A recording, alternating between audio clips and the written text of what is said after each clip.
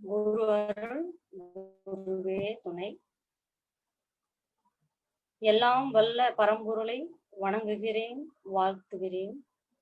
குருபிரான் வேதாத்ரி மகரிஷி அவர்களை வணங்குகிறேன், வாழ்த்துகிறேன். என் அன்னை தந்தையரை வணங்கி வாழ்த்தி மகிழ்கிறேன். எனக்கு இந்த வாய்ப்பை நல்கிய திருப்பூர் மண்டலம் மற்றும் இந்த ஜூம் குழுவிலே இணைந்துள்ள அனைத்து ஆசிரியர் பெருமக்களுக்கும் நன்றியை தெரிவித்துக் கொண்டு என் உரையை தொடங்குகிறேன். வாழ்க வளமுடன். மகா மறைபொருள் எனும் கருமையும் பற்றி என்னுடைய சிற்றுரையை ஆற்ற இருக்கிறேன். முதலிலே கருமையம் என்பது என்ன, அதை ஏன் நாம் கருமையத்தை பற்றி தெரிந்து கொள்ள வேண்டும், எதை பத்தி நம்ம தெரிஞ்சுக்கணும் அப்படின்னா அதனுடைய பொருளுடைய உண்மை பொருளை தெரிஞ்சுக்கணும்னு நம்முடைய சுவாமிஜி மகரிஷி அவர்கள் சொல்லுவாங்க. மனிதன் தனது வாழ்க்கையை செம்மையாக்கி கொள்ள பிறப்பு இறப்பு வினை தொடர் தத்துவங்களை உணர்ந்துக்கணுங்க. அறிவுல முழுமை பெறணும். நம்மளுக்குள்ள இருக்கிற அந்த அறிவு முழுமை பெறணும்னா இறைநிலையோடு கலப்பு பெறணும். இறைநிலையோடு எப்படி கலப்பு பெறது அப்படின்னா நம்மளுடைய மன்றத்துல இருக்கிற அனைத்து தவங்களும் நம்மளுக்கு அதுக்கு துணையா இருக்கும். அந்த இறைஞ்சுக்கணும். அதை எப்படி தூய்மை செய்யறதும் நம்ம தெரிஞ்சுக்கிறது ரொம்ப அவசியம். இப்ப கருமையம் அப்படின்னா அது எப்படி அமைஞ்சிருக்குது, அதனுடைய தன்மைகள் என்ன அப்படின்னு பார்த்துட்டோம்னா, உயிரினங்கள் உடல்ல தான் கருமையம் இருக்கு. அனைத்து பொருட்களுக்கும் கருமையம் இருக்கு. உயிரினங்களின் உடல்ல முழு விடுதலையோடு தனித்தனியா சுழன்றோடி கொண்டிருக்கிற விண் தான் உயிர். உயிரினங்களினுடைய உடல்ல விண் என்ற பஞ்சபூதத்துல உண்டான விண் தான் பஞ்சபூதங்களுக்கு மூலம், இறைநிலையினுடைய நுண்பகுதி. அந்த விண் தான் உயிர் அழைக்கப்படுது.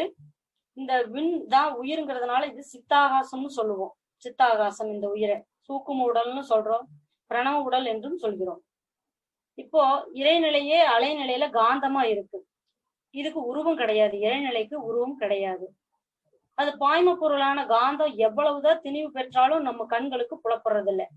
அதனால நம்மளுக்கு உயிருங்கிறது உடம்புல இருக்கு. ஆனா அதை நம்ம உணரத்தான் முடியும். தவத்துலதான் நம்ம உணர முடியுது, கண்களுக்கு புலப்படாது. எந்த கத்தி கொண்டு அறுத்து பார்த்தாலும் நம்ம உடம்புல உயிர் இருக்கிறது தெரியாது. இப்போ கருமையம் அப்படிங்கிறது என்னன்னா, உடல் முழுவதும் உயிர் துகள் சுழண்டுட்டே இருக்குது. அதுல இருந்து ஒரு அலை வருது, அதுதான் ஜீவகாந்தம். இந்த ஜீவகாந்தம் வெளியில இருக்கிற இறைநிலையோட அழுத்தத்தினால சூழ்ந்து அழுத்துது. இறைநிலையினுடைய தன்மையை சூழ்ந்து அழுத்துது. இந்த ஜீவகாந்த அலை துல்லிய சமதள சீர்மைப்படி நம்ம உடம்புல ஒரு மையத்தை அமைக்குதுங்க.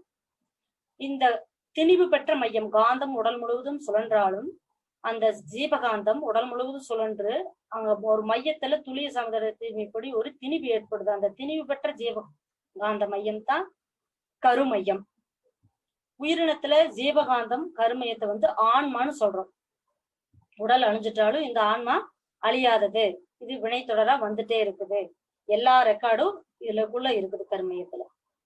இப்போ இந்த கருமையம் உடல்ல எங்க அமைஞ்சிருக்குது அப்படின்னா, உயிரினத்தினுடைய உடல்ல நீள வாக்குலயும் குறுக்கு வாக்குலயும் சரியா ஈக்குவலா பிரிச்ச மனிதன் 6 அடி உயரம்னா 3 அடி, அகல 1 அடி 1.5 அடி அப்படின்னா அதுல 3/4 அடி கரெக்டா பாயிண்டா 2 கோடு போட்டோம்னா ரெண்டும் இணையற இடம் எதுவோ அதுதான் கருமையம் அமைந்துள்ள இடம்.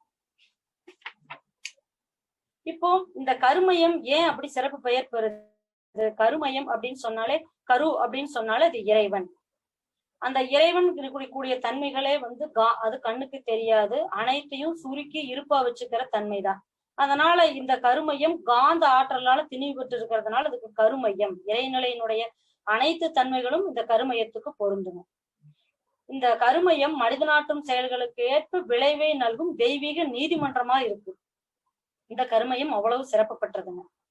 இப்ப இந்த கருமையத்துக்குள்ள என்ன இருக்குது, அது என்ன தன்மையா இருக்குதுன்னா, கருமையம் ஒரு உயிரின இந்த உலகத்துல உற்பத்தியான ஒரு சிற்றுயிரினுடைய உயிர்களில் அமைஞ்சு அந்த உயிரினம் தன்மாற்றத்தால சிறப்பால உடல் அளவுல பட ஓடி உருவத்தை எடுத்திருக்குது. ஜீவனங்களா வந்தாலுமே அதனுடைய கருமையம் மட்டும் மாறல. அதுல எல்லா தன்மைகளும் சேர்ந்துட்டே இருக்குது.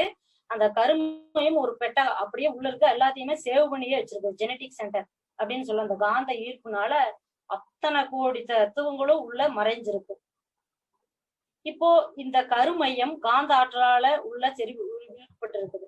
அந்த கருமையம் இப்போ இது எப்படி தொடர்பு கொண்டு இருக்குது? இந்த காந்த ஆற்றல் கருமையம் எப்படி தொடர்பு பெற்றிருக்குது? எல்லாத்துடைய ஒரு சேட்டலைட் டவர் எப்படி இருக்கோ, எல்லா போன் கனெக்ஷன் இருக்குது, அது போல இந்த நம்ம உடம்புல இருக்கக்கூடிய உயிர்னு சொல்லக்கூடிய விண்ணினுடைய கருமையும் காந்த ஆற்றலால உயிரினத்தின் கருமையத்தோடு தொடர்பு கொண்டு இருக்குங்க. உயிரினங்களின் கருமையம். உயிரினம் தான் நம்ம உடம்புல இருக்கிற இந்த ஒவ்வொரு செல்லுலயும் இருக்கக்கூடிய கருமையமும் நம்ம கருமையத்தோட ஜாயிண்ட் ஆயிருக்கு. அப்போ உயிரினத்தினுடைய கருமையம், நம்ம ஒருத்தர் இருக்கணும், ஒரு ஜீவன மனிதன்னா எல்லா ஜீவராசியில் இருக்கக்கூடிய கருமையும் உலக உருண்டையில் இருக்கக்கூடிய கருமையும் ஒரே காந்த ஆற்றலால இணைக்கப்பட்டிருக்குது. தொடர்புலயே இருக்குதுங்க. இருந்துட்டு இயக்கத்திலயும் இருக்குது, தொடர்புலயும் இருக்குது. உலகத்தினுடைய கருமையம் எப்படி இருக்கு அப்படின்னா, உலகத்தினுடைய கருமையத்தோடையும் பிரபஞ்சத்தினுடைய கருமையமும் இணைஞ்சிருக்குது. இப்ப மொத்தம் பார்த்தோம்னா அனைத்து கருமையங்களும் காந்த ஆற்றலால ஒன்றிணைக்கப்பட்டிருக்கிறது. இந்த 3 தொடர்புகள் நிகழ்ந்து கொண்டே இருக்கிறது. இந்த மகா தத்துவம் நம்மளுக்கு எப்பவும் மறக்காம இருக்கணுங்க. இப்போ இந்த கருமையத்திற்குள்ள இன்னொரு சிறப்பு என்ன அப்படின்னு சொன்னா, நம்ம உடம்புல காந்தம், ஜீவகாந்தம் உயிராற்றல் தொழலுது, அதனால காந்தம் சொல்லிட்டுதுன்னு சொல்றோம். இப்ப இந்த காந்தம் சுத்திட்டு இருக்கிறதுனால அது திணிவு பெற்று ஒரு மையப்புள்ளியில் இருக்கு. அது போலவே உயிரும் சுத்திட்டு இருக்குது. உயிர் துகள் உடம்புல கோடான கோடி உயிர் துகள்கள் சொல்லிட்டே இருக்குது. அதனால அதுக்கு ஒரு மையம் வந்துருது. அதுவும் அதே இடத்துலயே மையம் கொடுது. எங்கன்னா கருமையம் இருக்கிற இடத்துல, உடம்புடைய மையத்துல. வித்து மையம். வித்து எப்படி உருவாகுதுன்னா, நம்ம உடம்புல ஜீவகாந்தத்துக்கு மூலம் என்னன்னா உணவு. இந்த உணவு எப்படி வருது அப்படின்னா, நம்மளுக்கு அந்த பூமியினுடைய இயக்கத்தினால தினம் செல்ஸ் எல்லாம் நம்மளுக்கு டெட் ஆகுது, உதிர்ந்தது. அதனால நம்மளுக்கு தேவையான ஆற்றல் வேணும்னு நம்ம உணவு எடுத்துக்கிறோம். அதுல இருந்து 7 தாதுவாக பிரிந்து 7வது தாது தான் இந்த விந்துநாத திரவம். அதுல இருந்து உற்பத்தி ஆகக்கூடியது இந்த வித்து. இந்த வித்து மூளையில இருக்குதுங்க. ஒரு பருவம் அடைந்தோடனே உடம்ப கட்டி முடிச்சுட்டு அதுவும் எங்க இருக்குதுங்க, மையத்துல இதா அமைஞ்சிருக்கு. இப்ப இந்த 3 மையங்களும் இணைந்த இடமே கருமையம். இது மிகப்பெரிய ஒரு சிறப்புங்க. இயற்கை நிதியமே இது கருமையத்துக்கு மிக சிறப்பு. இந்த மையம் அனைத்து 3ம் சேர்ந்துதான் இயங்கிட்டு இருக்குது இந்த மையத்துல. அதனால இந்த 3 மையங்களை பார்த்தாச்சு. இப்போ கருமையம் எப்படி சிறப்படையுது அப்படின்னா, இயற்கை காரணத்தினாலையும் செயற்கை காரணத்தினாலையும் சிறப்படையுதுங்க. ஒருத்தர் போல ஒருத்தர் இருக்க முடியறது இல்லை. ஏன்னா நம்ம கருத்துடரா வந்த நம்ம தாத்தா பாட்டி, அம்மாவுடைய அம்மா அப்பா அப்படி தொடர்ந்து வர்றதுனால அவங்க என்னென்ன செயல் செய்தாங்களோ அதுக்கு தகுந்த மாதிரி நம்மளுக்கு 6 வகையில நம்ம கருமையம் சிறப்படைஞ்சிருக்குங்க. அப்போ இப்ப நம்ம மனம், இப்போ கருமையம் அப்படின்னு சொன்னாலே மனம், எண்ணம், புலன்கள், இதுதான். இது எல்லாத்துக்குமே மனம் அப்படிங்கிறது என்னன்னா, இப்ப மனத்தை பத்தி தெரிஞ்சுக்கலாம். கருமையத்துல எப்படி சேவ் ஆகுது அப்படிங்கறதுக்காக நான் சொல்றேங்க. கருமையம் ஒரு ஜீவகாந்த அலை திணிவு பெற்ற இடம். இது உடல் முழுவதும் சுழண்டுட்டே இருக்குது. அதுல கருமையத்துல இயக்கம் நடந்துட்டே இருக்குது. இப்போ அந்த மனம் அப்படிங்கிறது என்ன அப்படின்னா, நம்மளுடைய 5 புலன்கள், தோல், நாக்கு, மூக்கு, கண், காதுகள், இவை மூலியமா நம்ம தோல்ல தொடு உணர்வா அழுத்தமா, நாக்குல சுவையா, சுவாசத்தின் மூலியமா மனமா சுவாசமா, கண்கள்ல ஒளியா, காதுகள்ல சத்தமா வர்ற இத நம்மளுடைய தேவைக்காக நம்ம ஒரு பொருளை பாக்குறோம். அந்த பொருள்ல இந்த அலை போய் மோதுது. ஜீவகாந்த அலை கருமையத்திலிருந்து கிளம்பி நம்ம அந்த பொருள் மேல போகுதுங்க. அலைவா போய் பட்டு திரும்பி நம்ம திரும்பியும் மூளை வழியா பதியுதுங்க. கண்கள்ல பட்டு மூளையில போய் நம்மளும் மறுபடியும் கருமையத்துல பதிவாயிருது. இப்ப இதெல்லாம் ஒண்ணு ஊட்டி பார்த்தா இதெல்லாம் மனம், அதுவும் ஜீவகாந்த அலை தான். மனமும் ஜீவகாந்த அலையே, இதெல்லாம் மாற்றத்தே வெளியில. இது கருமையம், மூளை, புலன்கள் இவை அனைத்தும் இணைந்து செயலாற்றுவதுதான் மனம். இப்போ பதிவு எண்ணங்களும் எப்படி உற்பத்தி ஆகுது அப்படின்னு பாக்கலாம். பதிவு எண்ணங்களும் எப்பவுமே ஒன்னாவே இருக்கு. பதிவுகள் அப்படின்னு சொன்னாலே செயல் விளைவு இதுதான். ஒரு எண்ணம் நின்றோம், எண்ணம் சொல்லாகுது, அதுவே செயலாகுது, அதுவே விளைவை தருவது, அதுவே பதிவாகுது. திரும்ப திரும்ப ஒரு எண்ணம், ஒரு சொல், ஒரு செயல் அப்படின்னு சொல்லி திரும்ப திரும்ப வர்றவே அந்த எண்ணம் சொல் அதே ஒரு தரப்பதிவா மாறிடுதுங்க. இதுதான் பதிவுகளும் எண்ணங்களும் ஒரு ஷார்ட்டா பாத்துக்கிறாங்க. இப்போ கருமையத்தினுடைய பணிகள் என்ன, அது என்ன செய்யுது, எதுக்காக அது இருக்குது, என்ன செஞ்சுட்டு இருக்குது அப்படின்னு பார்த்தோம்னா 2 வேலைகளை செய்யுதுங்க. இருக்கு ஆற்றல் கருமையத்துல சுருக்கி பதிவு செய்யுது. இது எதனுடைய வேலை அப்படின்னா, சுத்தவெளி இறைநிலையினுடைய வேலை. காந்தத்தினுடைய செயல்தான் கருமையத்துல இருக்குது. இருக்கு ஆற்றல் கருமையத்துல சுருக்கி பதிவு செய்து விளக்காற்றல் கருமையத்துல இருந்து விரிச்சு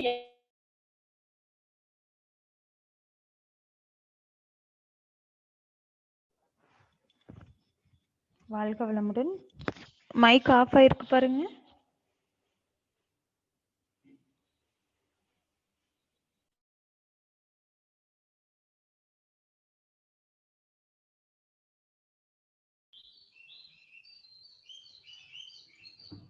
கிருஷ்ணவேணி அம்மா மைக் ஆஃப் ஆயிருக்குங்கம்மா. அம்மா மைக் ஆன் பண்ணிட்டு பேசுங்க.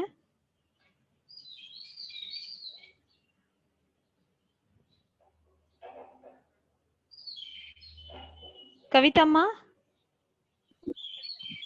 இப்போ வந்து இப்ப இந்த அம்மா கிருஷ்ணவேணி அம்மா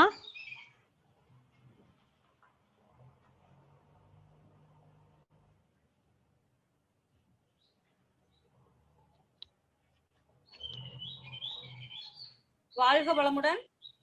அம்மா உங்க மைக் ஆஃப் ஆயிடுச்சுங்கம்மா.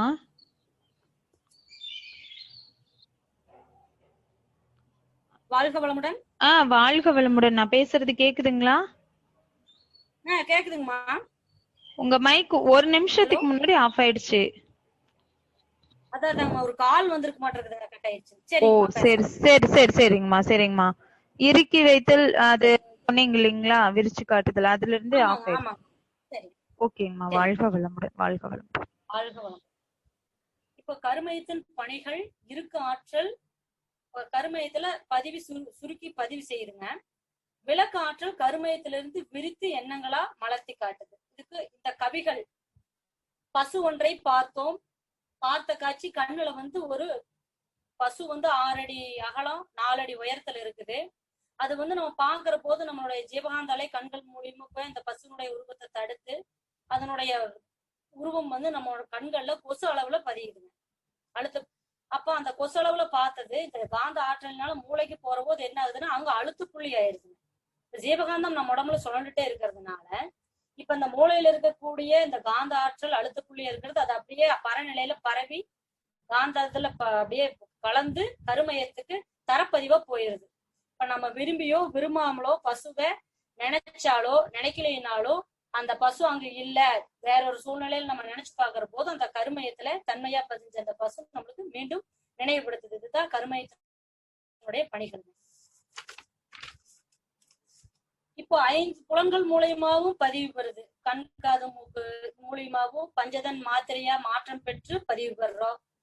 புலன்கள் கை கால் புதம் பால்குறி வாய் மூலியமா நம்ம செயல் செய்து பண்ண உடல் இயக்க பதிவுகளும் நம்மளுடைய செல்ஸ்ல பதிவாயிருக்குது. எல்லாமே ஜீவகாந்தத்துல பதிவாயிருக்குது. ஜீவகாந்தத்துல பதிஞ்சுட்டாலே கருமையத்துல ரெக்கார்ட் ஆயிருக்குது. இப்ப எதுக்காக இந்த பதிவுகள் எல்லாம் ஏன் அப்படின்னு சொல்லி பாக்குற போது இந்த கருமைய பதிவுல 2 பதிவுகள் இருக்குதுங்க.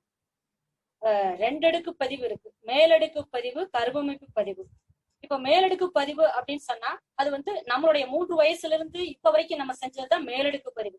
கருவமைப்பு பதிவு அப்படின்னு சொன்னா சஞ்சித வினைங்க. நம்மளுக்கு முன்னாடி இருந்த அனைத்து மனிதர்களுடைய பதிவுகளும் அதுக்கு முன்னாடி வந்த ஓரறிவுல இருந்து வந்த 5 அறிவு வினங்கள் வரைக்கும் வந்த அத்தனை பதிவுகளும் நம்மளுடைய சஞ்சித வினையில இருக்கு.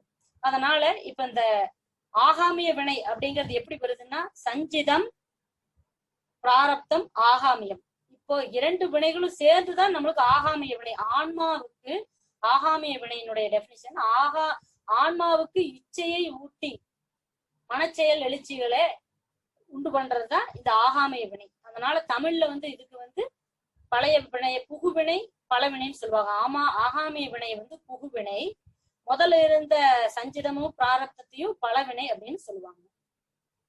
இப்ப கருமையத்தை வந்து தெய்வீக நீதிமன்றம்னு மகிழ்ச்சி சொல்றாரு. ஏன்னா இது வந்து செயலுக்கு தகுந்த விளைவை தருது. அதனால நம்ம எந்த எண்ணம் சொல் செயல் செய்தாலுமே நல்ல எண்ணம் நல்ல சொல் நல்ல செயல் என்ற முறையிலே நம்ம வாழ்ந்துட்டு வர்ற போது நம்மளுடைய ஆன்மா தூய்மை பெறுகிறது. நம்மளுடைய செயல் எல்லாம் அனைவருக்கும் நன்மை தரத்தக்க வகையில அமையுதுங்க. நம்ம பழைய பதிவுகள்லயே இருக்கிற போது நம்மளுடைய நல்லது கெட்டது சிந்திச்சு பார்க்கக்கூடிய செயல் நம்மளுக்கு அமையறது இல்லை.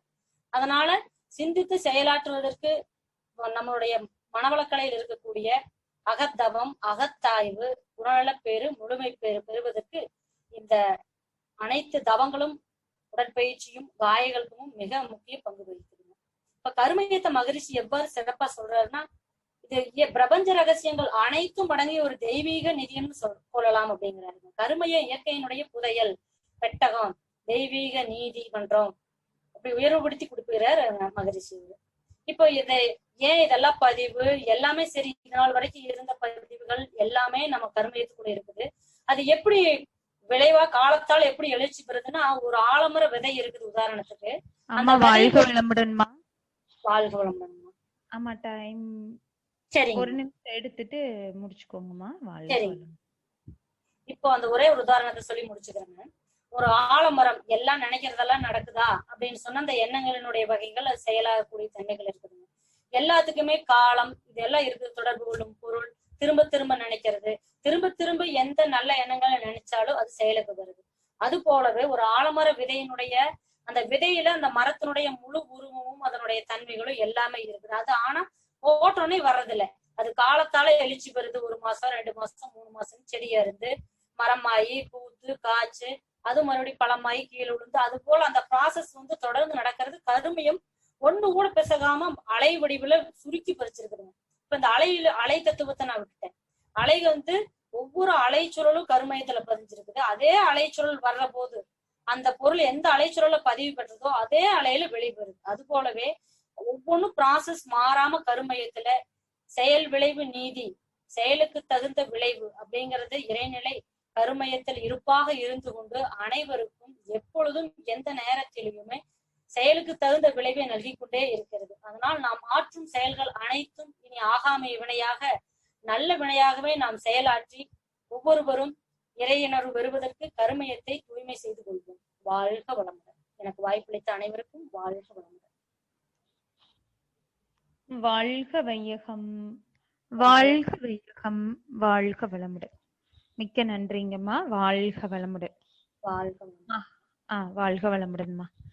மகாமறை பொருள் என்ற தலைப்பை எடுத்துக்கொண்டு கருமையத்தை பத்தி அம்மா அவங்க தெளிவா சொன்னாங்க. கருமையத்தை எப்படி தூய்மையா வச்சுக்கணும், அதுல என்னென்ன பதியுது, எப்படி அது விரிஞ்சு காட்டுது, அதெல்லாம் தெளிவா அம்மா நம்மளுக்கு எடுத்து சொன்னாங்க.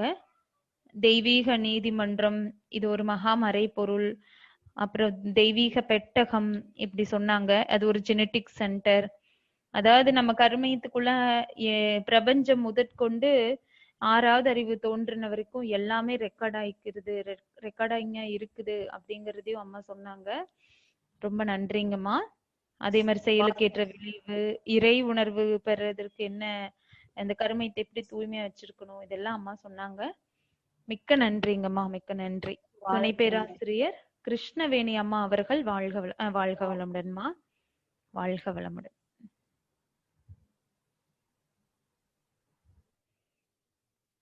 அடுத்து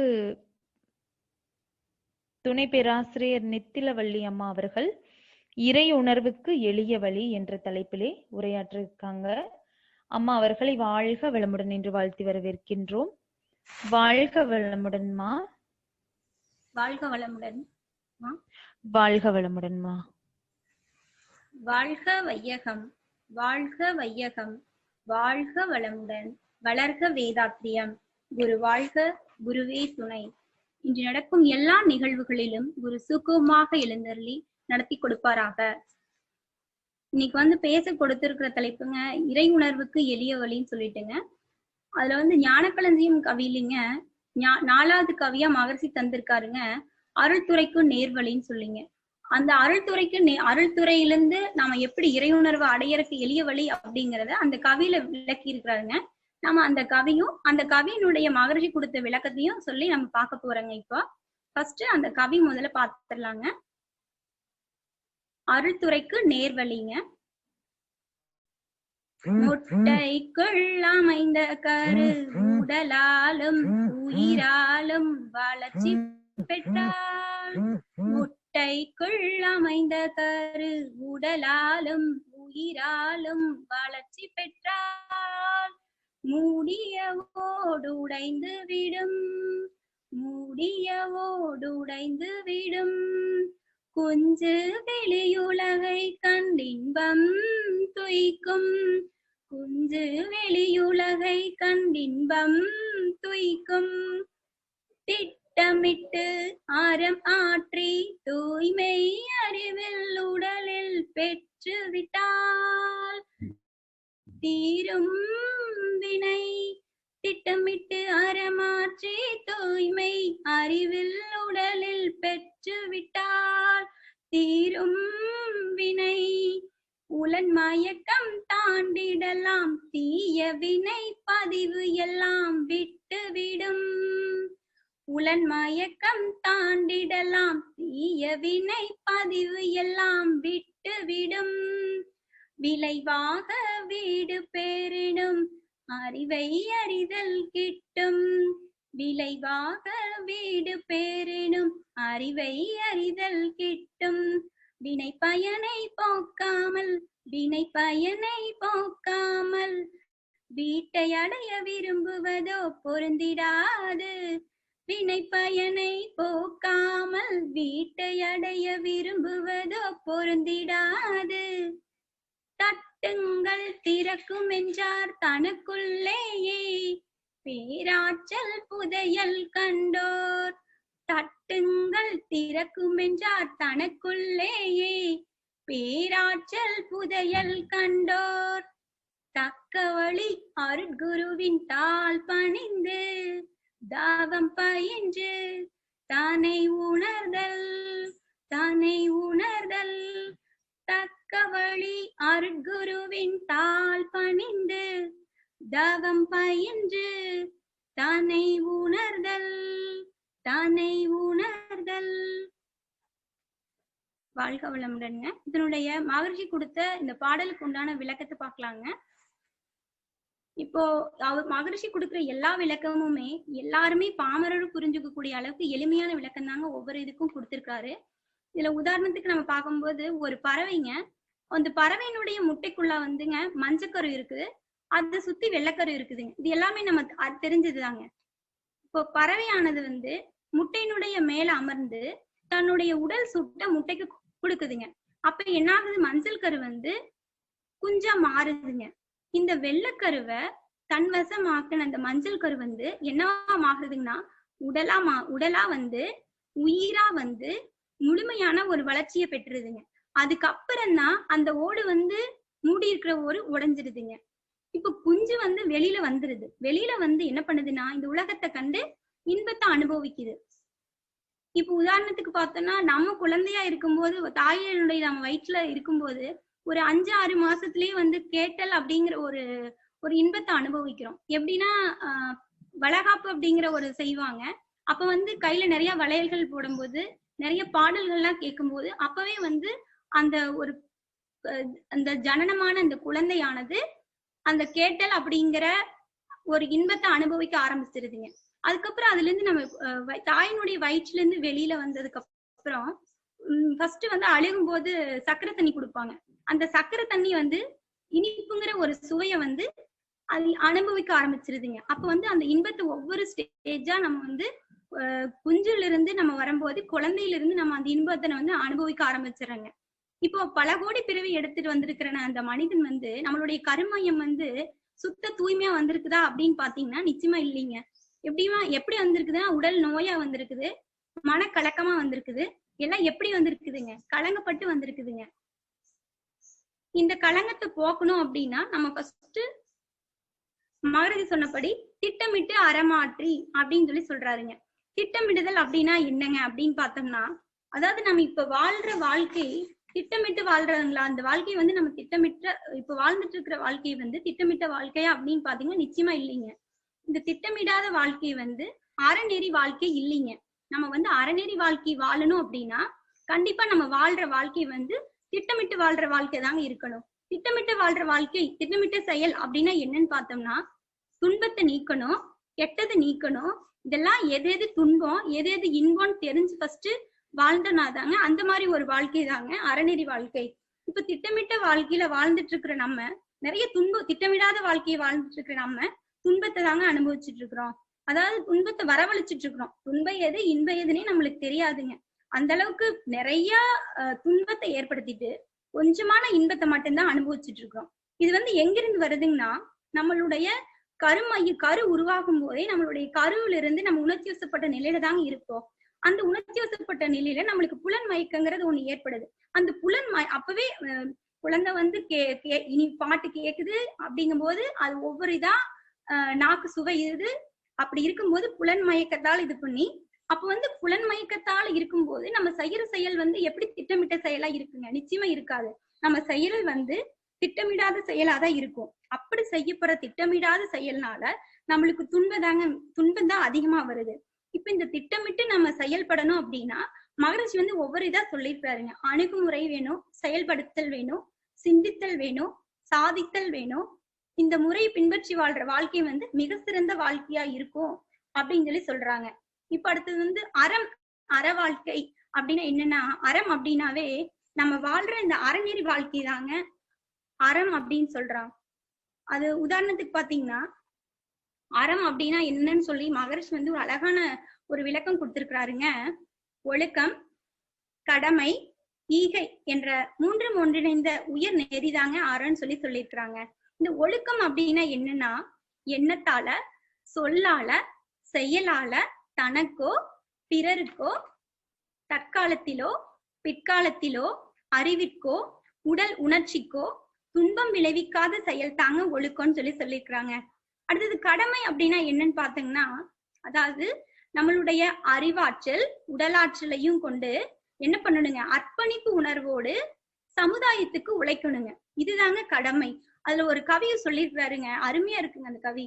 ஒரு பிடி உணவில் உலக ஒற்றுமை கண்டிடு, உழைப்பினால் பதில் உலகிற்கு தந்திடு அப்படின்னு சொல்லி கடமை பத்தி அழகா விளக்கி இருக்கிறாருங்க.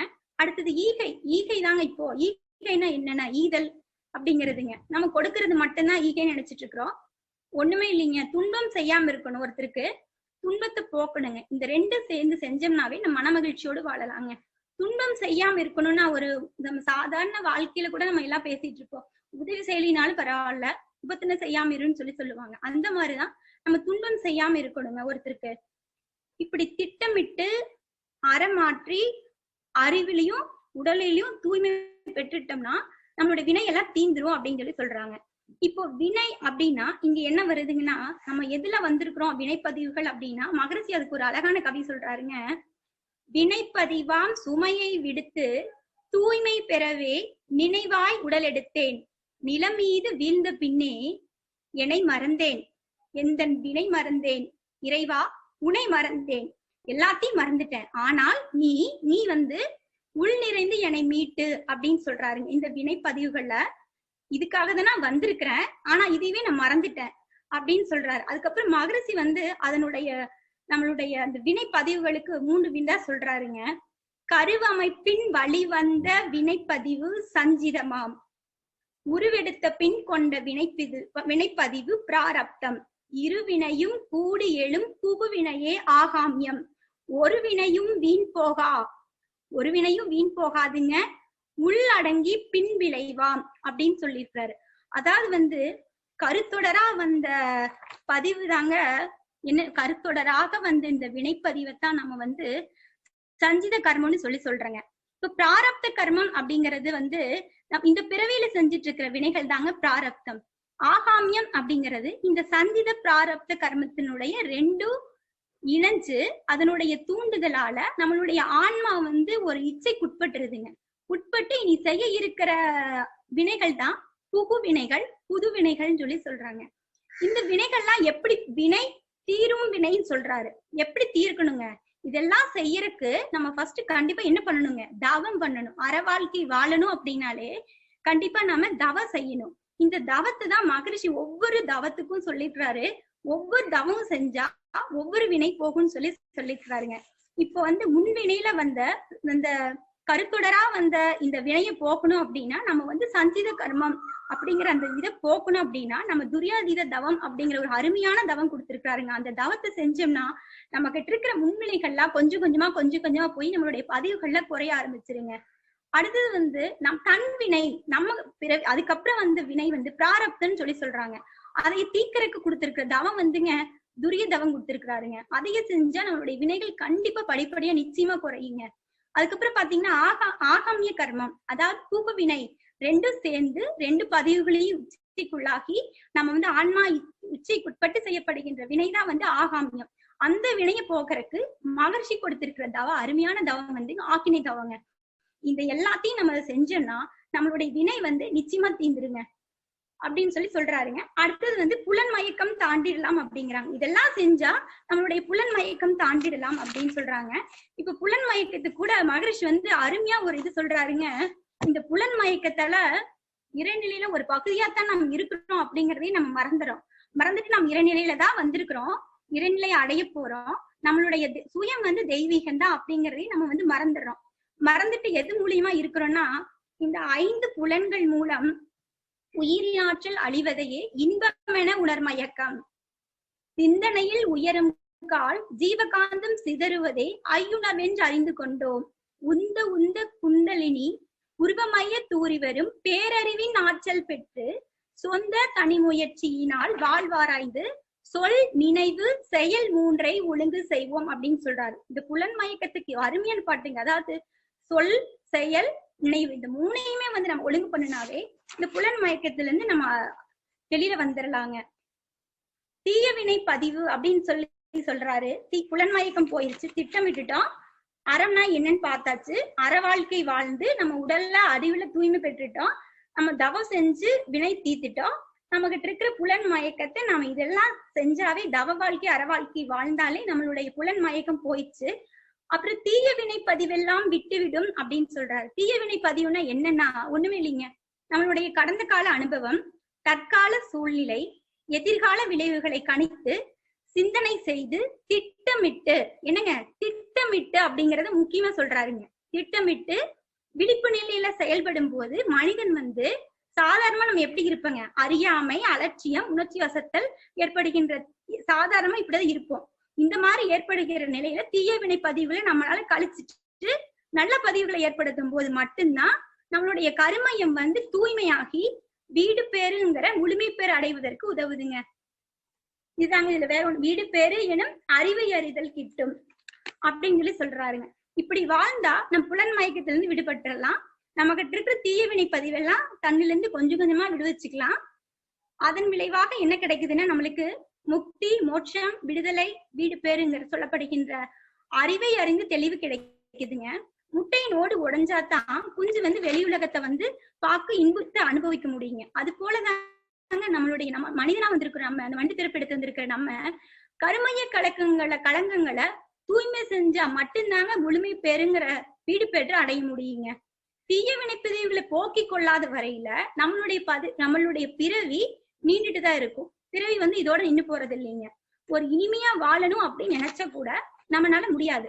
ஏன்னா பிறவி தோறுமே தீய வினைப்பதிவுகளுடைய வெளிப்பாடாதான் நம்மளுக்கு துன்பம் வந்துட்டே இருக்குது. அப்ப இந்த உடலுக்குள் உயிருக்குள் எங்க இருக்குதுங்க, அறிவு இருக்குதுங்க. அந்த அறிவு தான் தெய்வமா இருக்குது அப்படின்னு உணர்ந்தவங்க மட்டும்தாங்க, பேராற்றலா புதையலா தெய்வீகம் இருக்குதுன்னு சொல்லி உணர்ந்திருக்கிறவங்க மட்டும்தான், அவங்களால மட்டும்தான் மத்தவங்களுக்கு வந்து உணர்த்தக்கூடியவங்களா இருக்காங்க. அவங்களதான் நம்ம வந்து குருன்னு சொல்லி சொல்றோம். இந்த மூடி இருக்கிற கதவை திறக்கணும் அப்படின்னா, வீட்டுக்கு மூடி இருக்கிற கதவை திறந்து வீட்டுக்குள்ள போகணும் அப்படின்னா கதவை தட்டினா மட்டும்தான் உள்ளே இருக்கிறவங்க வந்து தாளை திறந்து நம்ம கதவை திறப்பாங்க.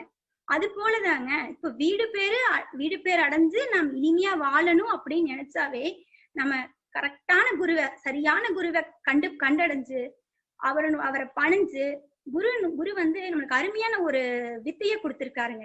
என்ன வித்தைனா தன்னையறியும் வித்தை. தன்னையறியும் வித்தைன்னா என்னங்க, மாய மந்திரம் எல்லாம் ஒண்ணும் இல்லைங்க. அது அருமையான தவத்தை கொடுத்திருக்கிறாருங்க. இந்த தவத்தை நம்மளுக்கு உணர்த்தி கொடுக்கும் போது நம்ம வந்து கண்டிப்பா அற வாழ்க்கை வாழ்வோம், நம்ம வந்து புலன் மயக்கத்திலிருந்து விடுபடுவோம், வினையிலிருந்து தீர்வோம், எல்லாமே தீய வினை பதிவு எல்லாமே நம்ம கிட்ட அழிஞ்சு போயிருங்க. இந்த அற வாழ்க்கை வாழ்ந்து தவம் செஞ்சு இதெல்லாம் நம்மளால அடைய முடியும் அப்படிங்கறது தாங்க மகரிஷி சொல்றாரு. நம்ம திட்டமிடணும், ஃபர்ஸ்ட் அறநெறி வாழ்க்கை வாழணும், தவம் செய்யணும், இதெல்லாம் செஞ்சோம்னா இறையுணர்வை எளிமையா அடைஞ்சிடலாம் அப்படின்னு சொல்லி மகரிஷி சொல்லியிருக்காருங்க.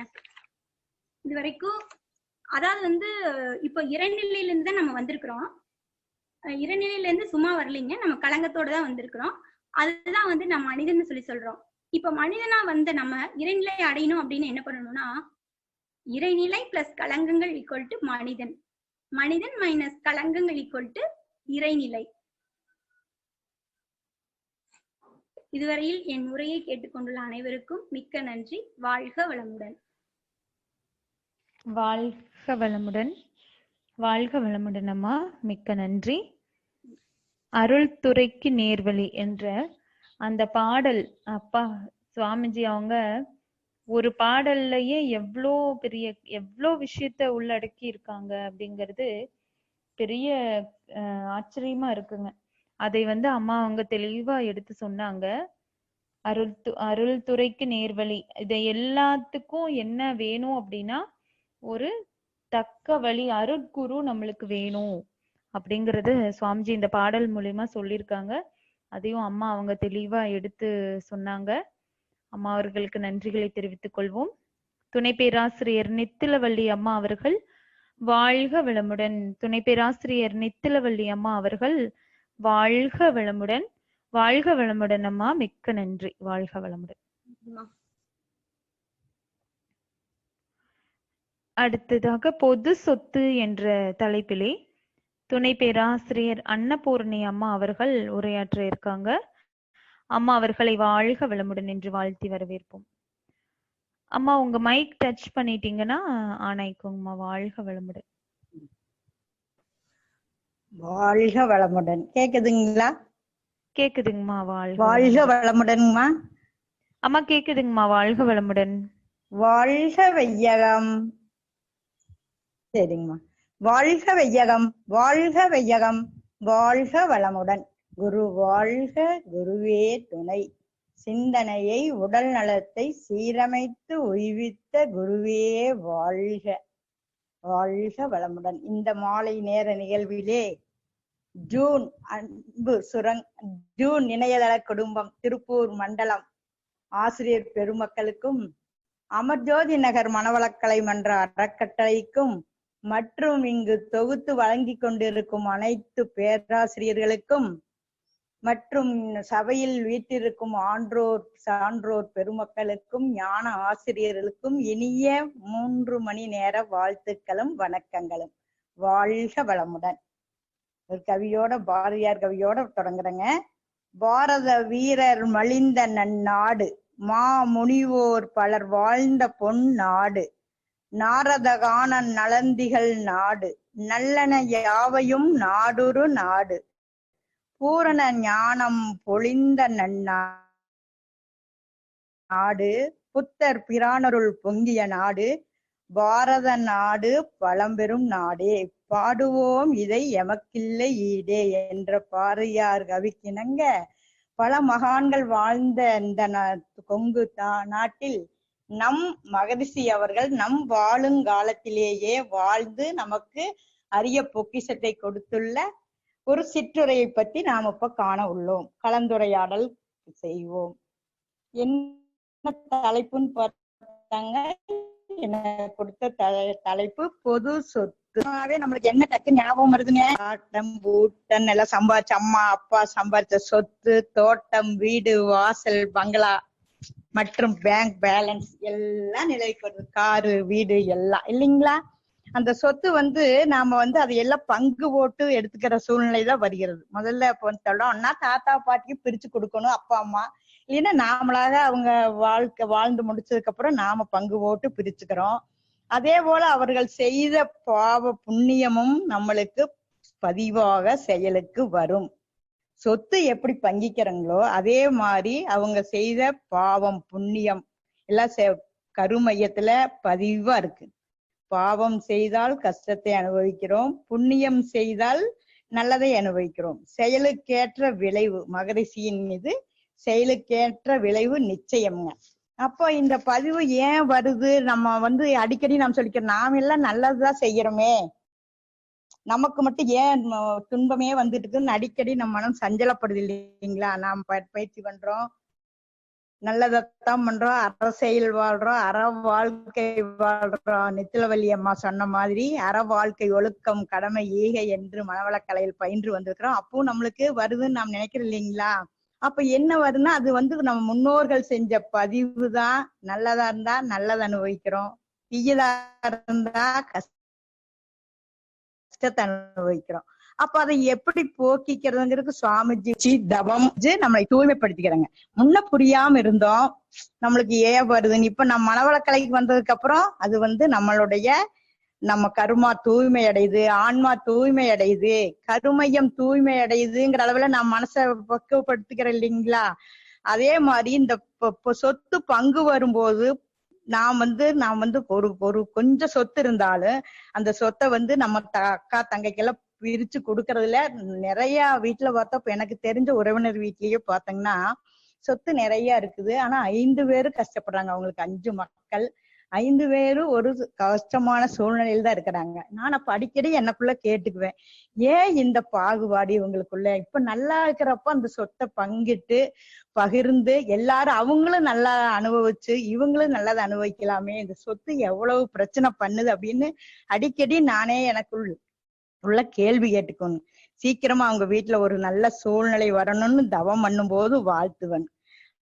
அதுதான் நாம் இந்த சொத்துக்காக நாம் பங்கு போட்டு நாமும் மன நிறைவில்லாமல் தன்னுடைய உறவுகளையும் மனம் பாதிக்கும் அளவுக்கு ஆளாக்கிறோம். அப்ப என்னங்க, நம்மளுக்கு நிம்மதி இருக்காது. அதை அனுபவிக்காம நம்ம தங்கை சகோதர சகோதரிகளும் அனுபவிக்க இல்லாம இப்ப நிறைய வீட்டுல பாக்குறோம் இல்லைங்களா? அப்படி இல்லாமல் விட்டு கொடுத்த மனம் விட்டு கொடுத்தால் கெட்டு போவதில்லை. அதனால விட்டு கொடுத்து பாருங்க. கொஞ்சம் இடம் அவங்களுக்கு அதிகமா போனா போதுன்னு விட்டு கொடுத்தோம்னா அதுல நம்மளுக்கு நிறைய நிகழ்வு நல்லது நடக்கும். ஒரு ஸ்டெப் இறங்கினா நம்மளுக்கு 10 படி சாமிஜி வழிவிடுவாரு. அதுல எந்த விதமான ஐயப்பாடும் இல்லைங்க என்பதை உறுதியா நாம இந்த சபையில முன்வைக்கிறோம். எப்படி நீர், நிலம், கோள்கள், நட்சத்திரங்கள், இயற்கை, ஏன் பிரபஞ்சம் முழுவதும் யாராவது பங்கு போட்டுருக்குதுங்களா? எல்லாத்துக்கும் பொதுவான சொத்து தான். அதுல எந்த ஐயப்பாடும் இல்லை. இதில் யாராவது பங்கு போட முடியுமா? அனுபவிக்க மட்டும்தான் முடியும். நல்லதை செஞ்சோம்னா அந்த பிரபஞ்சத்துல நல்லதை அனுபவிப்போம், தீயதை செஞ்சா தீயதை அனுபவிப்போம். அதனால இன்று முதலாவது இந்த பயிற்சி எடுத்து எல்லாரும் நல்லதை அனுபவிக்கணுங்கிற ஒரு எண்ணத்துல சாமிஜி கவி ஒன்ன பாக்குறேங்க. பிழை நீக்கி பிழை போக்கி தரம் உயர்த்தும் மனவளக்கலையை பேருலக மக்கள் எல்லாம் நலம் பெற்று நலம் காண. பிழை போக்கி தரம் உயர்த்தும் மனவளக்கலையை பேருலக மக்கள் எல்லாம் பெற்று நலம் காண தலைத்த ஒரு நல்லெண்ணம் தக்க வலுப்பெற்று. தலைத்த ஒரு நல்லெண்ணம் தக்க வலுப்பெற்று தவப்பயிற்சி உடற்பயிற்சி தற்சோதனைகள் பிழை நீக்கி முழு ஆயுள் பெற காயகல்பம். பிள்ளைகளும் குடும்பமும் நட்பேறு பெற்று துய்க்க அழைக்கின்றேன் உலகோரே வாரீர் அன்பின் பெருக்கத்தால் அனைவருக்கும் பொது சொத்தாய் அறிவு நிலை கொள்வீர் அப்படின்னு சாமிஜி எவ்வளவு உணர்ந்து எழுதிக்கிறார் பாருங்க. பிழை போக்கினா என்ன? அம்மா திலவழி அம்மா சொன்ன மாதிரி நம்ம இதுதாங்க வினை, சஞ்சித வினையும் பிராரப்த வினையும் நீக்கிட்டோம்னாவே பிழைனாவே சஞ்சிதமும் பிராரப்தம் தான்.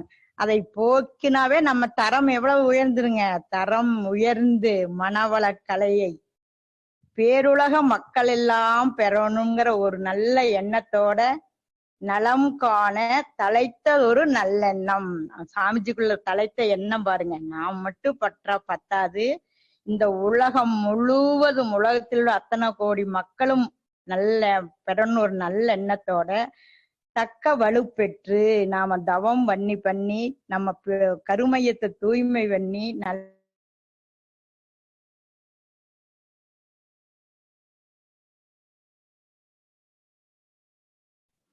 வாழ்க வளமுடன். வாழ்க வளமுடன். கிளாஸ்ல இருக்கிற கூப்பிடுறேங்க.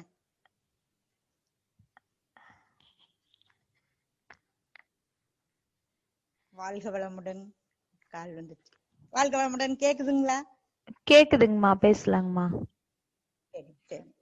தக்க வலுப்பெற்று பிழை நீக்கி முழு ஆயுள் பெற காயகல்பம்.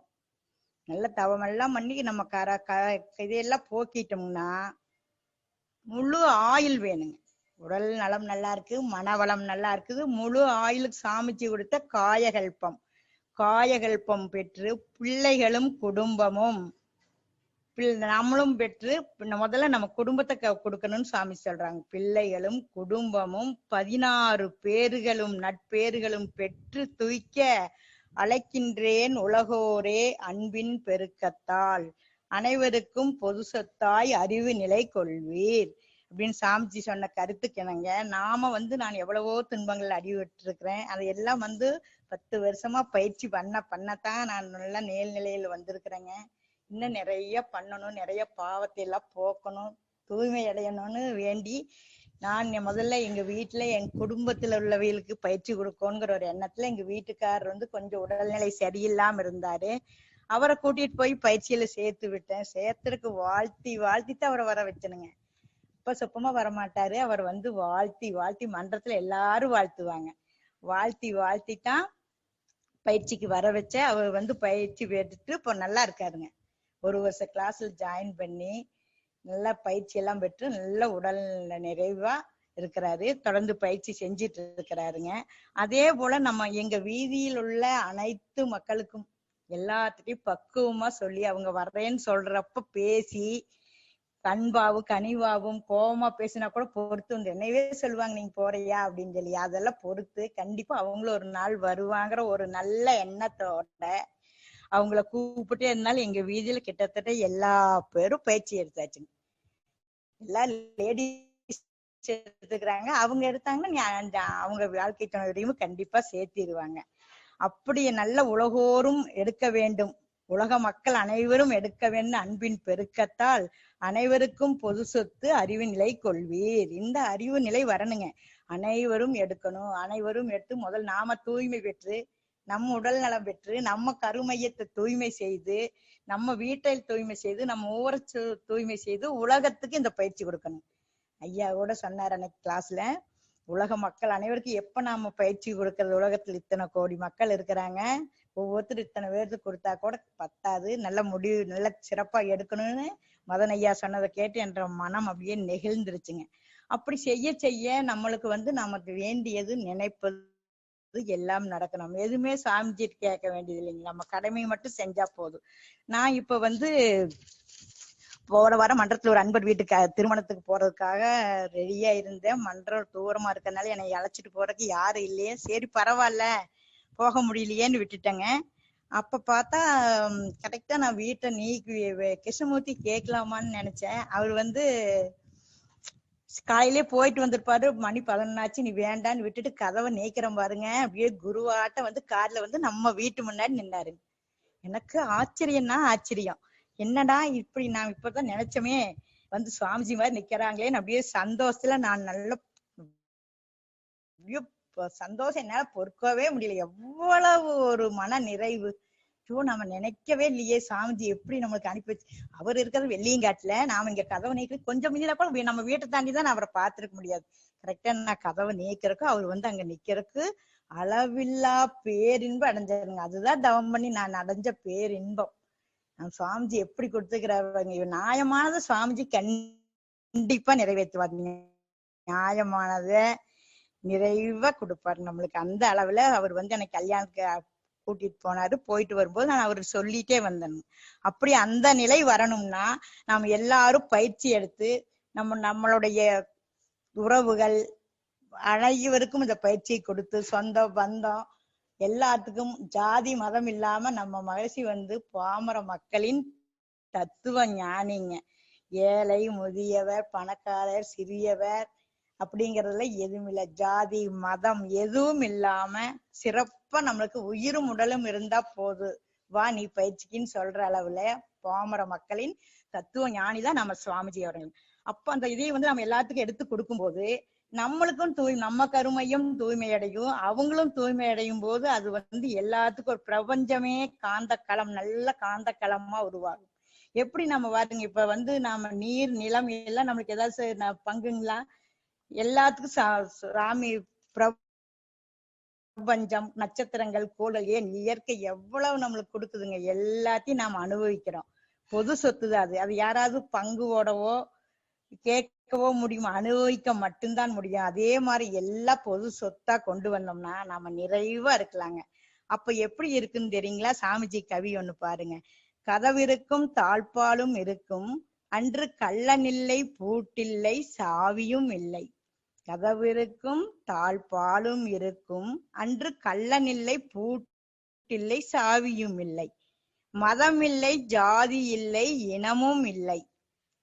மதம் ஜாதி எதுவும் இல்லை. மாற்றானோ மன்னவனோ இல்லை இல்லை.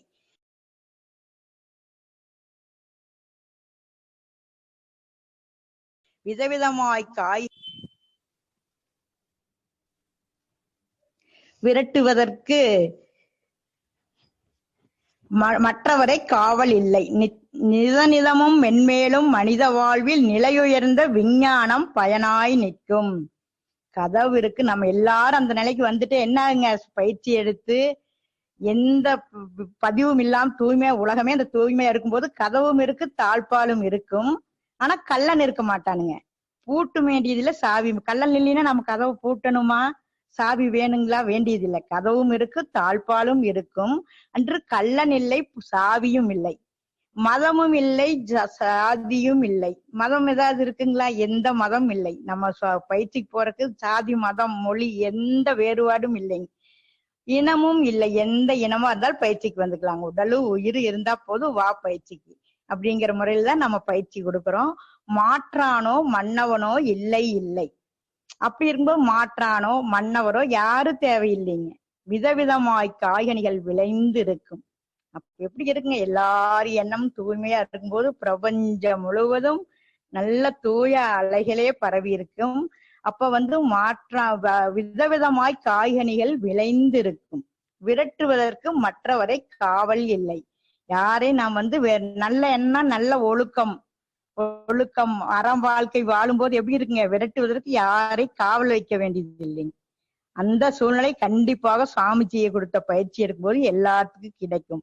நிதநிதமும் மென்மேலும் மனித வாழ்வில் நிலையுயர்ந்த விஞ்ஞானம் பயனாய் மாறும். நிதநிதமும் மென்மேலும் நித்தம் மென்மேலும் மனித வாழ்வில் நிலை உயர்ந்த விஞ்ஞானம் பயனாய் நிற்கும். அப்படி சுவாமிஜி ஒரு கவி கொடுத்துருக்குறாங்க. இந்த கவி எப்ப வருங்க நம்மளுக்கு? எல்லாரும் பயிற்சி எடுத்து உலக அமைதி என்னைக்கு கிடைக்குதோ கூடிய விரைவில் நம்மளுக்கு கண்டிப்பா நமக்கு உலக அமைதி கிடைக்கும். அந்த அமைதி கிடைக்கும் போது நம்மளுக்கு இந்த நிலையெல்லாம் கிடைக்கும். சொத்துல பாகுபாடு, சொத்து எல்லாத்துக்கும் பொது சொத்தா போய் சாமி சொல்லியிருக்காங்க இல்லைங்களா? சொத்து பொதுவாக்குதல், நீர் இது எல்லாமே பொதுவா வர்றக்கூடிய வாய்ப்பு இருக்கு. கதவும் இருக்கு, தாழ்பாலும் இருக்கு. பூட்ட வேண்டியது இல்லை. கள்ளனும் இருக்க மாட்டார். கள்ளன்கிற வேலையே இல்லைங்க. அப்ப பூட்டுக்கு சாவிக்கு வேலையே இல்லை. வாழ்க வளமுடன்மா. வாழ்க வளமுடன். டைம் ஆயிடுச்சுங்களா? டைம் ஆயிடுச்சுங்கம்மா. ஓகே, சரிங்க. அப்ப நாம எல்லாரும் நம்ம முன்னால முடிஞ்சவங்க. ஏனுங்கம்மா? இல்ல முடிவு சொல்லிருங்க அப்படிங்கிறேன்.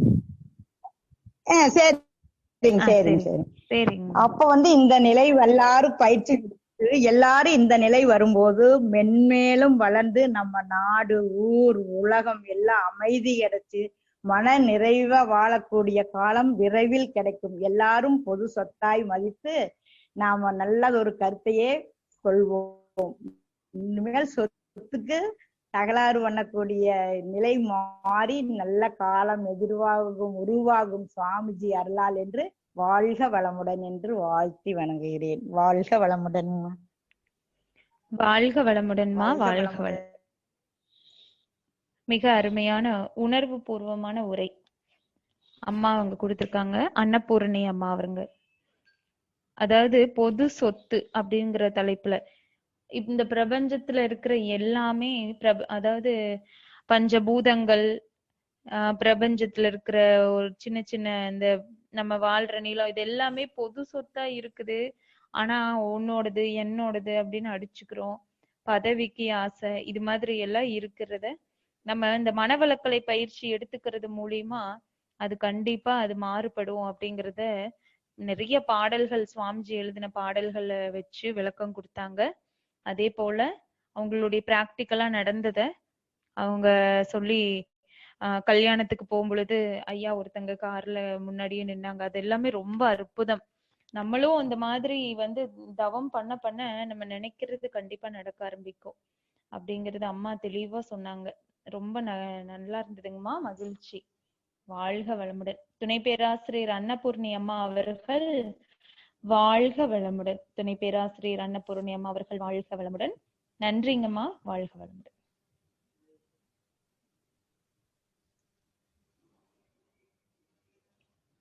அடுத்தது பாத்தீங்கன்னா துணை பேராசிரியர் சுப்புலட்சுமி அம்மா அவர்கள் வேண்டுகோள் என்ற தலைப்பிலே உரையாட இருக்காங்க. அம்மா அவர்களை வாழ்க வளமுடன் என்று வாழ்த்தி வரவேற்போம். வாழ்க வையகம், வாழ்க வளமுடன். அம்மா கேக்குதுங்களாமா? கேக்குதுங்கம்மா, கேக்குதுங்கம்மா. சரிங்க, சரிங்க. வாழ்க வையகம், வாழ்க வையகம், வாழ்க வளமுடன். எல்லாம் வல்ல எங்கும் நிறைந்த இறைநிலையை வேண்டியும் ஆசான் அருள் தந்தையை வணங்கியும் வாழ்த்தியும் இந்த மாலை நேரத்தில் எனக்கு வாய்ப்பளித்த திருப்பூர் மண்டலம் ஜூம் குழுவிற்கும் அனைத்து அன்பர் பெருமக்களுக்கும் வேதாத்திரிய அன்பர்களுக்கும் வாழ்த்துக்களை கூறி இந்த உரையை துவங்குகிறேன். நான் வேண்டுகோள் அப்படிங்கிற தலைப்புல நான் பேச போறேன். இந்த பாடல் மகரிஷி எழுதுனது 1836 பாடல். அவர் எழுதிய ஆண்டு 14/11/1985. வாழ்க வளமுடன். மகரிஷி இறைநிலையிட்ட அவரு வேண்டுகோள் வைக்கிறாருங்க.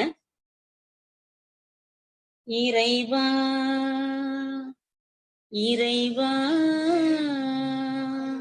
இறைவா நற்கர்மயோகம் உலக சமயம் என்ற எண்ணமதை என்னுளத்தே எழுப்பிவிட்டாய் அறியேன். உறைவாய் என்னுளத்தறிவாய் உனக்கு என்னை தந்தேன், உனக்கு என்னை தந்தேன். ஒரு சிறிய தொண்டனாக என்னை உலகுக்காக்கு முறையாக தலைவர்களை அறிஞர்களை இணைத்து முழு அளவில் மனிதகுலம் உணர்ந்து ஏற்கச் செய்வார். மறைவாக மாந்தருளே அறிவாக உளனே மண்ணுலகில் மக்களிடம் பரவவிதல் வேண்டும், மண்ணுலகில் மக்களிடம் பரவவிதல் வேண்டும். வாழ்க வளமுடன். அதாவது பாத்தீங்கன்னா மகரிஷி அதாவது கர்ம யோகம், நற்கர்ம யோகம், ஃபர்ஸ்ட் லைன் பாத்தீங்கன்னா நற்கர்ம யோகம் அப்படின்னு சொல்லியிருக்காங்க. எது நற்கர்ம யோகம் அப்படின்னு பாத்தீங்கன்னா நம்ம செய்யற நல்ல செயல்கள் எல்லாமே நற்கர்ம யோகம் தான். அதாவது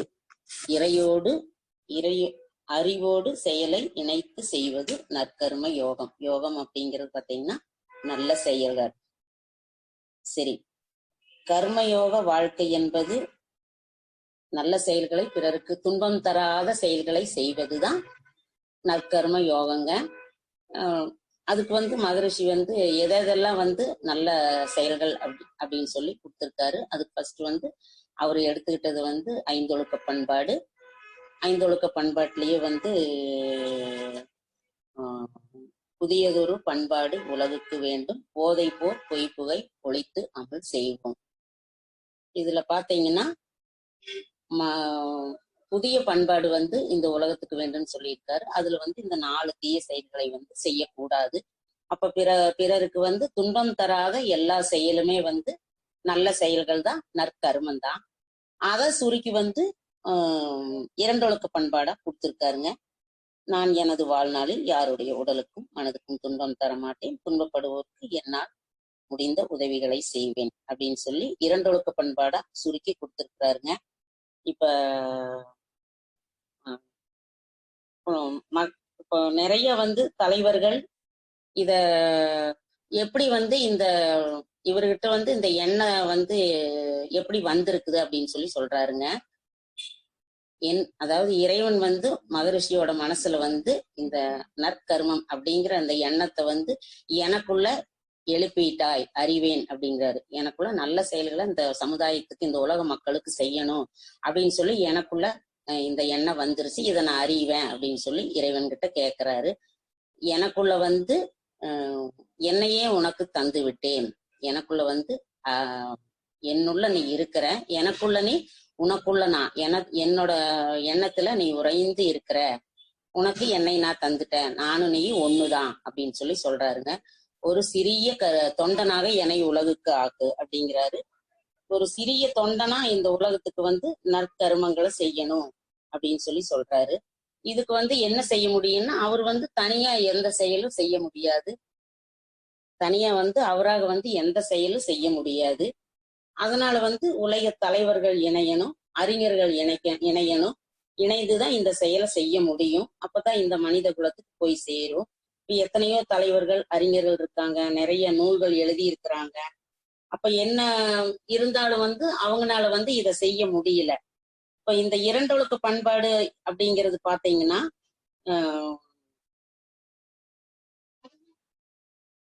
அதாவது வந்து இரண்டொழுக்க பண்பாட்டிலேயே வந்து இந்த அதாவது தலைவர்கள் எழுதிய கருத்துக்கள், நூல்கள், எத்தனையோ நூல்கள் இருக்குதுங்க.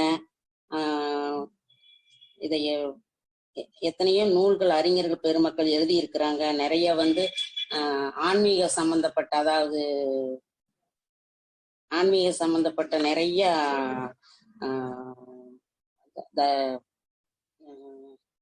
வாழ்க வளமுடன் வேதங்கள், சாஸ்திரங்கள், இந்த மாதிரி எல்லாம் நிறைய வந்து கொடுத்துருக்காங்க. அறிஞர்கள் தலைவர்கள் எல்லாம் நிறைய எழுதியிருக்கிறாங்க. புராணங்கள் இருக்குதுங்க. இப்படி என்ன இருந்தாலும் மக்கள் வந்து படிக்கிறாங்க, ஆனா அதையெல்லாம் வந்து அவங்க செயலுக்கு கொண்டு வர முடியறது இல்லை. அதனாலதான் வந்து மகரிஷி வந்து இந்த சாரத்தை எல்லாம் சுருக்கி இரண்டொழுக்க பண்பாடா கொடுத்திருக்கிறாருங்க. நான் எனது வாழ்நாளில் யாருடைய உடலுக்கோ மனதுக்கோ துன்பம் தரமாட்டேன், துன்பப்படுவோருக்கு என்னால் முடிந்த. அப்ப இந்த இரண்டுலயே வந்து இந்த எல்லாத்துடைய சாரம் வந்து அடங்கிருதுங்க. அப்ப நம்ம பிற உயிருக்கு வந்து துன்பம் செய்யாம இருந்தாலே வந்து அது நல்ல கர்மாதான், நல்ல செயல் தான். சரிங்களா? அதத்தான் வந்து மகரிஷி வந்து இந்த பாட்டின் மூலமா தான் வந்து எல்லா இந்த உலக மக்களுக்கு வந்து நான் என்னால வந்து ஒரு சிறிய தொண்டனா இருந்து உலக அமைதியை கொண்டு வரணும் அப்படிங்கறதுக்காகத்தான் மகரிஷி வந்து இதைய வேண்டுகோள் விடுக்கிறாரு இறைநிலையிட்ட.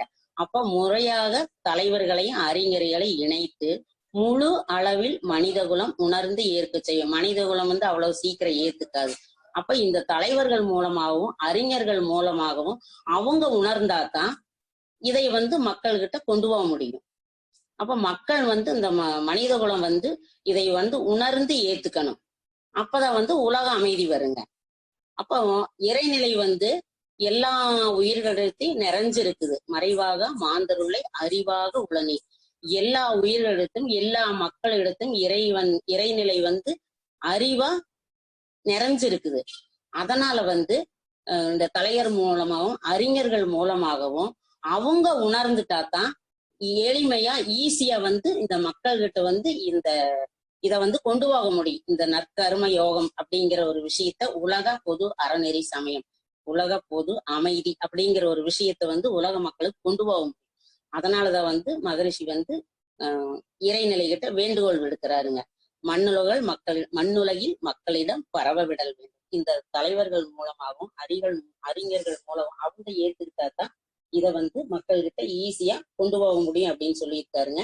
அப்ப இந்த 1985 இந்த கவி எழுதினாருங்க. அதுக்கப்புறம்தான் 1/1/1986 உலக பொது அறநெறி சமயம் தோணுச்சு. இப்ப நம்மளும் வந்து இத வந்து மகரிஷி சொன்ன இந்த கருத்தை, இந்த வேண்டுகோளை நம்மளும் வந்து மனவளக்கலை மக்கள் அனைவரும் இதை வந்து நமக்குள்ள ஏத்துக்கிட்டு நம்மளும் இறைவன்கிட்ட இதே மாதிரி ஒரு வேண்டுகோள் வைக்கணும். இந்த இரண்டொழுக்க பண்பாட்டை கடைபிடிக்கணும், 5 ஒழுக்க பண்பாட்டை நம்மளும் கடைபிடிக்கணும். கடைபிடிச்சு இந்த உலக அமைதி வர்றதுக்கு மகரிஷியோட இணைந்து நம்மளும் நம்மனால முடிஞ்ச தொண்டு செய்வோம், நற்கர்மங்களை செய்வோம் என்று கூறி வாய்ப்பளித்த திருப்பூர் மண்டலத்திற்கும் அனைத்து அன்பர்களுக்கும் நன்றியும் வாழ்த்துக்களும் கூறி எனது சிற்றுரையை நிறைவு செய்கிறேன். நன்றி. வாழ்க வளமுடன், வாழ்க வளமுடன், வாழ்க வளமுடன். வாழ்க வளமுடன்மா, வாழ்க வளமுடன். மிக்க நன்றிங்கம்மா. வாழ்க வளமுடன். அதாவது வேண்டுகோள் அப்படின்னு எடுத்திருந்தப்பவே என்ன அம்மா சொல்ல போறாங்கன்னு யோசிச்சோம். நற்கர்ம யோகம். சுவாமிஜி இறைவன் கிட்ட நற்கர்மத்தை யோகம் அதை பத்தி வினவினாரு, கேட்டாரு அப்படின்னு சொன்னாங்க அம்மா. அப்புறம் தலைவர்கள், அறிஞர்கள், மத தலைவர்கள் இவங்க எல்லாரும் இந்த நற்கர்மத்தை நற்கர்ம யோகத்தை தெரிந்துக்கணும். அப்பதான்